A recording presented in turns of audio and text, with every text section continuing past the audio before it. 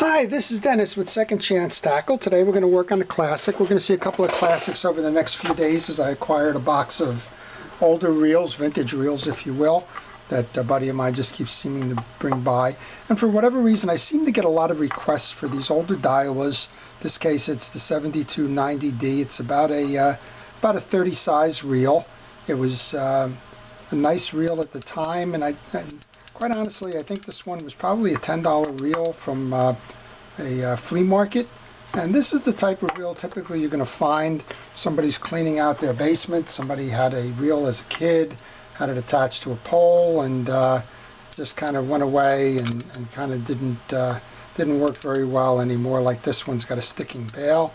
I kind of doubt that that's the bail issue. I think it's probably just a trip. You can see that if I manually trip that. So we're going to take this apart. We'll clean it up. We'll show you how it's made. I'm going to tell you not to be afraid of these reels if you find them in flea markets for $5 or $10. And that this one can go ahead and do a lot of fishing. And we'll just show you how to kind of improve the performance of that trip lever, since I'm pretty certain it's just a lot of dirt and lack of attention. Also, you can see the reel has a lot of paint missing from it. Not atypical. This was probably a early 1980s reel, maybe a 70s reel. You can also notice that there's a lot of rust. It's a steel bail. It wasn't chromed, or if it was chromed, it wasn't chromed very well. That's just time, but that doesn't affect performance. And right now the reel is actually spinning pretty nicely for a reel of that age. It's probably been sitting on the sidelines for a while now. So let's go ahead and get started on this one. We'll show you how to do that. A couple of things before we do get started. You'll notice I do wear a protective glove on my hand. That's just to kind of keep some of the contaminants in the reel off of that reel.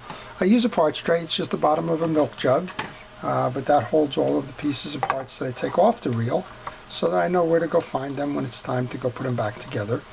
And while we're doing this, I want to put a special thanks and shout out to our first responders and essential personnel.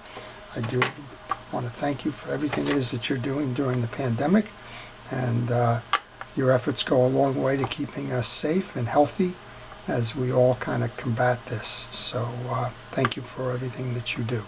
All right, we said we have a sticky kind of a release here. You can see the spring is still functioning. It's just having a couple of issues. Let's see what happens when we bring it over here to trip. To bring that around, there's a stud that it's going to hit, and it just doesn't snap back very easily. So let's just start with hosing that down with some WD-40. I'm going to think that maybe it's just one of these issues here where we just don't have a lot going on, and if we just kind of let that sit for a moment or two or three or four, that eventually we will see an improvement there. So let's go ahead and just do that right away. So didn't even make that one dramatic, did it? It's just a little bit of grease or loosening, and you're flipping right back to the way it should be. And get that one set all the way there, huh? All right, so issue fixed there pretty quickly, huh? All right, sometimes you get lucky. All right, there's 3 side plates and there's a handle screw. We want to take the screw off here. It's going to enable us to move the main gear. Let's go ahead and take the side plate screws off of this and see what we got going underneath. Well, that one's pretty tight.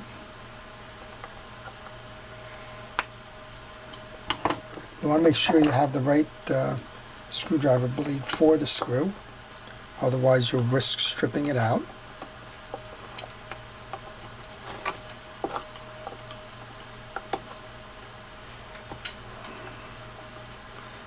I'm just loosening them all first before, because if they're stuck, there's no sense just pulling one out. You might as well get them all out. There we go. And if you have to, use a little WD-40 to get those threads. You don't want to break one off on this. You do need to be careful here, but I think we've got them started here. We'll let that work through. And also, when you take them off that way with some WD-40, or a penetrating oil, any of the penetrating oils. I'm not here to hawk one over the other.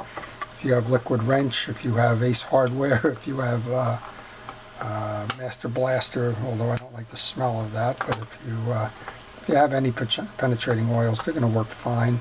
And what happens here is, even though it's helping my threads come out, it's also kind of lubricating the inner plate of this, so that those screw holes, when you go back to remount, will make it easy on us. So this is a very simple reel in terms of complexity. It has a main drive, it has a crosswind block, it has a pin held in for the axle shaft. It also has a little U-clip that's going to allow us to remove and clean underneath the rotor there. So pretty much a straightforward reel. One of the things I like to do is take the anti-reverse off whenever I go to service the reel, because if you take that off, you won't have trouble with it binding or getting in the way when you go back to put other things in. All right, there's a pin that holds the axle shaft in. You remove the pin and put that into our parts tray. Now you can pull up the axle shaft, put that in the parts tray. Now you can remove the crosswind gear, and that's kind of why I have that gloved hand there, because you do get a lot of old grease and junk, and you're just never quite sure what that stuff is. And I'd rather err on the side of safety than worry about it later. All right, you can't get the main gear out right now because the rotor assembly with that pinion gear is in there. So what you need to do is remove a clip. There's a C-clip here, big flat piece that's nestled into the body of this reel. And you just kind of have to pry it up. And just like everything else with this reel, it's kind of a little bit stuck, but you can see that's the clip. It goes in a groove around the pinion gear or the rotor hub to hold that in place. And we'll pull the rotor off now, and you'll see that there's a clip groove here, and that's where that's sitting. So if I can do that without my finger getting in the way there. At any rate, people would say, why do you bother to pull this off? There's nothing going on in here. Well, you just don't know. There's dirt in here. There's some old grease and the like. Yeah, you're right, there's no burring or anything in there. But, you know, if you're going to spend 10 minutes doing this, or 15 minutes, whatever this service takes, you might as well be thorough about it. It's not like you're going to take this reel apart every day. So do it and do it right. Also, we did spray this down with the WD-40 before. I'm going to put a little bit in there. I'm going to grab a cotton swab in that and just clean up. It looks more like just kind of dust and dirt than it does sand or anything ugly like that. But let's just make sure it's clean. Sometimes you'll get a whine or a scraping kind of sound on the spool, and a lot of times that's just built up dirt on the inside of the rotor. So let's make sure we take care of that. I'm going to put the crosswind block and that clip into my tray, and then we should be able to push the main gear out. In that case, let's say pop the main gear out. There's no grease or anything. There is some broken line on it, so maybe that's what caused it to go on the shelf a while ago. Or maybe it's just like somebody's toy that somebody outgrew, or maybe it was dad's or grandpa's and they stopped fishing and for whatever reason wound up on the shelf and eventually wound up on a table at a flea market or a garage sale. I'm not quite sure where my buddy got this one, but he did. He brings me a box every now and then, and we kind of go ahead and try and tune them up as best we can. Alright, this is the anti-reverse dog. Remember I said you want that in the off position when you go to load, because if you put this in the on position and you try to install the main gear in the back here, well, you got all these teeth and there's no guarantee you're going to mesh it properly. And sometimes with that little spring that's going on here, if you're not doing it right on the way out, you can trap it and break the spring in that. So just a word of caution, and do it that way. I'm going to use some fishing reel oil. In this case it's Realex, which is a synthetic oil, just to oil that mechanism. This is clean. We just wiped it off with a towel. If you needed more, you could use steel wool or some other thing to get the grit and the grime off. But this is just a matter that it had a little bit of dried grease on it. Speaking of grease, we're going to go ahead and use some fishing reel grease then. In this case it's Penn Precision reel grease. Doesn't matter whose manufacturer the fishing reel grease is. Just want to make sure that you're using fishing reel grease. Just get a good coating on it around the main shaft. On this side, you want to check the teeth first. I do notice there's a little bit of some dried grease in there, so I'm just going to use a bristle brush. You could use a toothbrush. Cons would like me to use the the Oral-B electric toothbrush on this one. Well, I will eventually, Cons. Don't worry about it. Thank you very much. It is a great idea. In this case, I just cleaned them out with a little bit of manual effort there. All the teeth seem uniform. You can look at it top side and also look at it this way, because sometimes you get a warped gear and you'll find a low tooth. Not that there's much you could do with this reel. If you found that, you'd have to go find a different part, and that probably would come from a donor reel. I get a lot of requests and questions all the time. Where do I find parts for a particular old reel? And unfortunately, the answer on that is there's usually nobody holding a main supply of new old parts. You're just going to have to go find a donor reel somewhere. All right, we've reinstalled in the case. The reason I put the grease onto the face of this as well as onto the teeth is because that crosswind block that we just cleaned up here is going to travel on that, and you need to make sure that you have that greased. Speaking of grease, we're going to go ahead and put the grease into this crosswind block here. And then we're going to go reinstall. Now, if you weren't paying attention on the way in, now's a good time to tell you that you should take pictures along the way, because you can go back and reference them if you got stuck on something, and that'll help you reinstall. Just put that down for a moment. Okay, so we can go ahead now. Wipe off a moment. Okay, I just got a lot of grease on me. I guess it was from that brush. All right, let's continue with the install then. So, if I didn't mention it before, you want to take pictures along the way. That'll tell you the orientations of the light. So we just have a little bit more cleaning going on up here. There's just dried grease, and that dried grease does act as a brake. It will get in the way of things, so make sure you clean it up. All right, we cleaned up underneath this. Let's go ahead and put this back on then. This is the rotor cup. You want to make sure that you get grease onto the teeth of what acts as the pinion gear. And you also do want to get some on that shaft above, because that's going to be riding in that cup as well. So let's grab that then. We're going to put that back on just like we took it off. We're going to mesh it with that main gear. And then we're going to get that little flat piece there. We're going to just slide that in to lock that back in place. Just like that. So it just sits in there, and the side plate's going to hold that in place. Okay, now we got the little crosswind block here that was covered in the grease before. And I noticed that there was some leaking out of there. Notice that you got two sides on this, and if you weren't paying attention on the way in or out on this one, well, I hope you would take pictures along the way, because the proper orientation is down. And I hope I remember that right, and if I don't, I'm going to be going back and looking at the video here. But you can take pictures with the video, or you can take pictures on a still camera, cell phone camera, whatever. Just know that if you get stuck along the way, those videos are a great reference, particularly when you can't find schematic diagrams. All right, next up then is the axle shaft. I want to wipe that off with a paper towel. Again, if you found some tarnish or something that was a little stubborn on there, and you can feel it with your fingers, but if there was something that seemed like it was inhibiting the performance, we'll go ahead and use something a little bit more abrasive, like a 4-0 steel wool or something like that.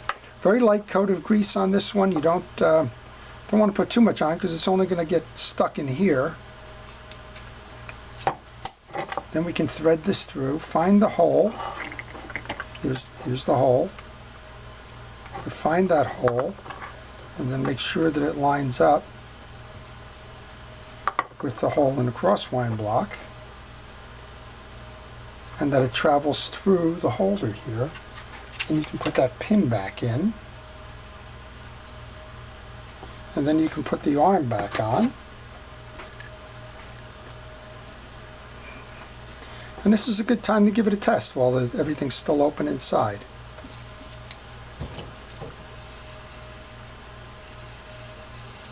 So that's operating smoothly, and then you can go ahead and put the clicker on. Make sure that that functions just as well. Okay, time to button up the side then. Now there's a You want to make sure that you get under the lip on that. And again, we kind of had this greased up before with the WD-40, so it's going to protect those channels there. But if you didn't do that before, go ahead and put a little drop of oil in each one of those holes. That'll kind of prevent these things from seizing later. And again, these have kind of been greased here, but if you didn't do that, make sure that you do. So while we're doing this, if you have one of these reels and you're just not up for servicing it, or you don't think that you've got the capabilities to do it, or you don't have the time to do it, I do repair reels. A lot of the videos that you do see are my customer videos that come in, or customer reels that come in that I do the video on. I do that for a couple of reasons. One is because I like to increase the library of the videos that I'm doing, and secondly, I like to show the customers that the work was done. So that's kind of why maybe from time to time you'll see one that was done previously. And I use this channel not only as an educational channel, but I do post the work probably for a couple of different reasons, but one is to show the customer how to do it the next time. So if you're interested in having your reel serviced, or learning more about your reel, and don't want to do it yourself, then contact me with the information on the end of the video here on my business card. I'll be happy to walk you through that. Okay, we saw that the trip mechanism was working. We can put a little bit behind the spring mechanism, but it's a spring. You really don't need to service that. If this was a ball bearing, you would certainly go ahead and oil that. In this case, not much there. We have some old rust on this, so just try and clean up the rust. This is where steel wool will help. If you don't take the time to try and knock some of that old rust off, it's going to cut into the fishing line that you're using. Eventually the line will snap. All right, that's the bottom end of the reel, and it's doing nicely. So let's go up to the top. The bottom, there's nothing going on there, but there is some drag washers inside, so let's see what we got. These are always interesting. Sometimes they're hard washers, sometimes they're like a Teflon, and sometimes they're the old cork kind of washers. We just want to see what we got here. In this case, we've got an old leather washer. That's nice. It's an old leather washer or felt washer. So these can be oiled. That's what we're going to do here. Some oil on both sides just to keep them from cracking. There's a channel in here. You just want to make sure that's clean. It's only one, and you really don't need a lot for a reel like this. Then you want to make sure that you get any stuff that might be on this top washer off. Just there's some little gummy kind of stuff on here, probably some old dirt and the like. That's just tarnished and knocking it off now. All right, and then you can just insert the washer in there, put the cap back on, and then put this little clip that came out of there into the grooves. Compress the spring. It is a spring, hold it. So you want to make sure that the point of the first one is in that groove.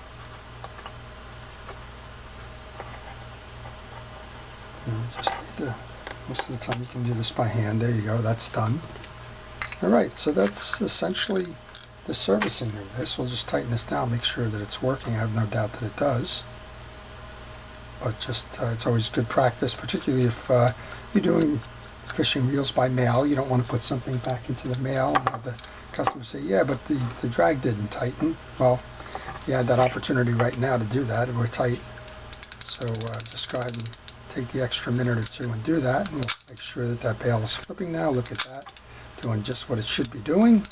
That's overall, that's a nice reel. Certainly it was a bargain at the $5 or $10 that he paid.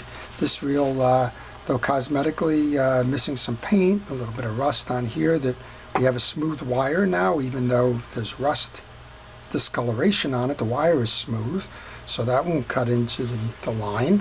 And you know what? Let's go fishing. This one is ready to do just that. It's a nice performer, circa 1970s, maybe late 70s, early 80s. The Daiwa 72 90B or D it looks like. And I hope if you have one of these, you now know how to repair it. If you're thinking of buying one, maybe you saw it at a flea market or a thrift store or something, then you know what's made of underneath, and you know how to service this one. So hopefully this one will help you get an older reel out fishing again. So this is Dennis with Second Chance Tackle. Thank you for watching.